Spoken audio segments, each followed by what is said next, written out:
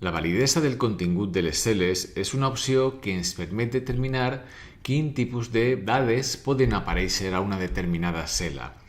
Suposem que aquí tenim un llistat d'estudiants i aquesta és la graella per qualificar els seus exàmens. L'examen està compost de dues preguntes. A la primera, el valor màxim és un 6, es pot treure fins a un 6. La segona val 4 punts i el valor total de l'examen és un 10. Aleshores, clar, els valors que poden anar-hi aquí, en aquesta primera columna, estarien entre el 0 i el 6. Els valors possibles a la segona estarien entre el 0 i el 4, mentre que els valors possibles aquí a la columna final estarien entre el 0 i el 10. Bé, la manera de fer-lo és la següent. Primer seleccionarem aquest rang de cel·les i anirem a Data Validity. Aquí tenim un desplegable en el qual podem seleccionar quin tipus de dades apareguin. Números enters, decimals, les dates de temps, d'un rang de cel·la, després posarem un exemple, una llista o determinar quina és l'amplada màxima de text que pot caber-hi. Bé, en aquest cas anem a suposar que és un decimal, d'acord? I aleshores aquí al desplegable podem determinar si volem que només admeti valors iguals a certa quantitat, menors que certa quantitat, majors, menors o iguals. Nosaltres en el nostre cas el que volem és un rang i el rang estaria entre el 0 i el 6. Els valors estaran compresos aquí. Jo li dono OK i aleshores aquí jo puc posar un 6, però no puc posar, per exemple, un 7. Perquè me diu que el valor és invàlid.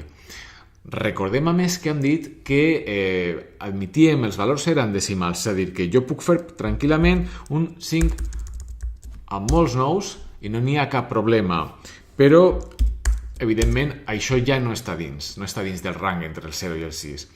El mateix hauria de fer aquí si vol que els valors vagin del 0 al 4, tornaria una altra vegada, validity, posaria, recordem, que és números decimals, que és el rang vàlid entre el 0 i en aquest cas el 4, i aquí el mateix, però el rang són valors decimals i el rang estaria en aquest cas entre el 0 i el 10. Se'ns permet a més altres opcions. Per exemple, jo aquí puc posar, per exemple, un avís perquè cada vegada que una persona vol introduir una dada li surti el missatge de quins valors són vàlids. Vaig aquí a posar el check perquè aparegui el valor quan se selecciona la cel·la i vaig a dir-li senzillament avís i dir-li només valors entre l'1 i el 10. I aquí són les alertes d'error que poden funcionar de diferents maneres. Per exemple, la manera per defecte és que s'atura l'entrada de test, com hem vist fa un segon. Quan intentem introduir un valor que no és vàlid, directament no ens ho permet. Però podria ser, per exemple, només un avís o una informació o disparar una macro. Nosaltres anem a deixar-lo en el valor per defecte i que impedeixi directament l'entrada. I podem posar, per exemple, un missatge d'error i dir una mica semblant al missatge d'abans. Només s'admeten aquells valors entre l'1 i el 10. I anem a posar aquí un atenció, perquè és un missatge d'error, perquè es vegi bé. Hem posat això, li donem OK i mirem que al seleccionar ja directament ens dona l'avís. Però si fem cas omís i, per exemple, intentem posar un 11, ens dona el missatge d'error, ens salta de manera automàtica.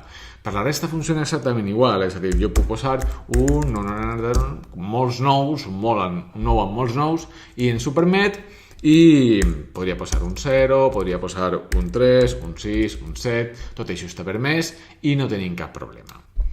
Anem a suposar un segon exemple. Aquí tenim una sèrie de clients i estan dividits per àrees. Són les àrees a les quals funciona la meva empresa. Jo aquí tinc el llistat de les àrees. Són Barcelona, Tarragona i València. Suposem aleshores que jo vull limitar el text que pot introduir-se aquí a aquestes àrees d'aquí.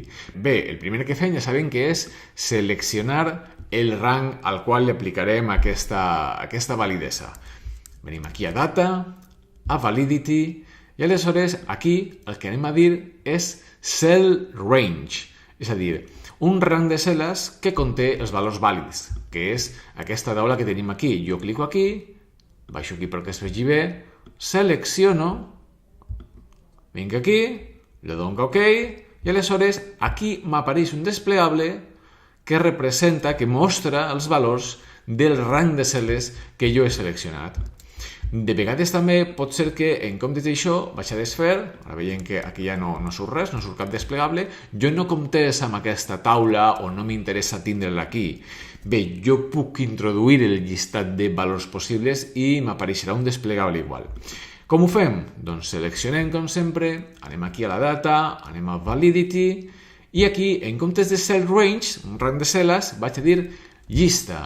I aquí a la llista jo el que vaig a fer és introduir els valors que m'interessen, que si recordem en aquest cas eren Barcelona, Tarragona i València.